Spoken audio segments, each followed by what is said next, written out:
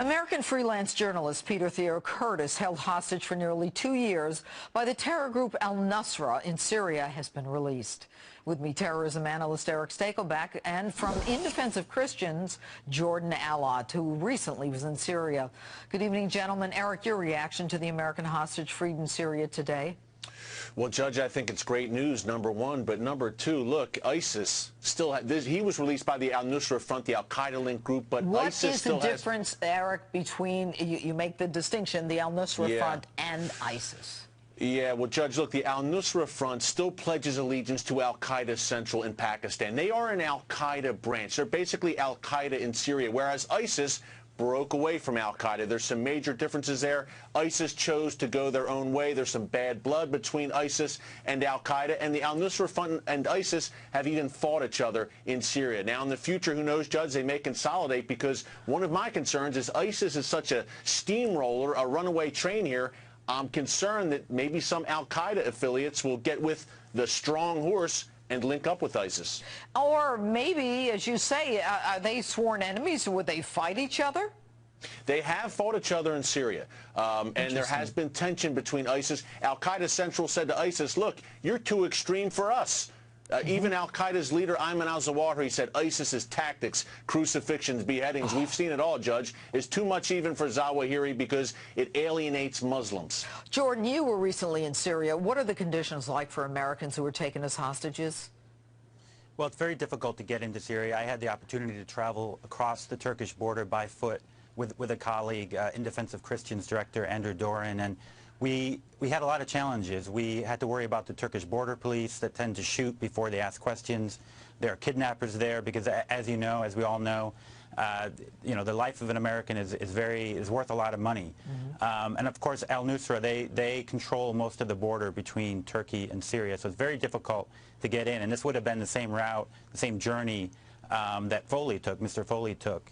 But it's very difficult, and the Christians that we met with there, we actually met with a lot of Christians who had come to defend their homeland from Europe. So their ancestors were from Syria and Iraq, and they had come from Europe to defend their brother and sister Christians, which was very interesting because we've only heard of Muslims doing that, but Christians are doing that as well. Well, that's good to hear, although, you know, when you think about towns like Mosul in Iraq, you know, what, 500,000, a million leaving? But let me speak for a minute about this guy, Mohammed Brown. He's an American. Eric, he's in jail suspected of killing 4 people in his own jihad, and he says he's doing it as a retaliation for what the United States is doing. Is ISIS here?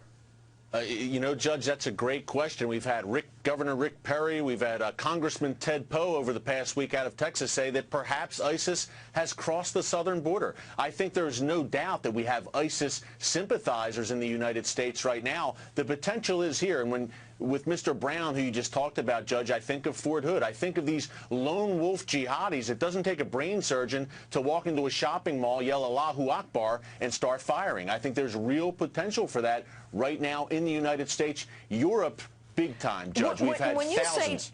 Eric, when you say that the Governor Perry and others are suggesting that they're already here coming through the border, what evidence is there to support that? You know, Judge, you'd have to ask them. Okay, but they're coming out there in public. Jordan, is ISIS betting that videos like the beheading of James Foley will scare off journalists? I mean, what is their end goal here? Oh, definitely, definitely. They want to intimidate, and obviously it was planned. They wanted to intimidate journalists and others from coming. They want to, I guess, tell their own story. They don't want journalists from the West coming there and I guess showing the reality of the brutality of ISIS and other groups. So we'll have to see whether we're intimidated by it, or hopefully the West, Christians in general, all over the world, will instead be motivated to act on behalf of other Christians. And Eric, you know, I was reading that there are some of these terror groups that are doing the kidnapping are doing it for money, but when it comes to an American who's being held hostage, that it's not so much for money as it is for the ideological threat to the United States. Have you heard that?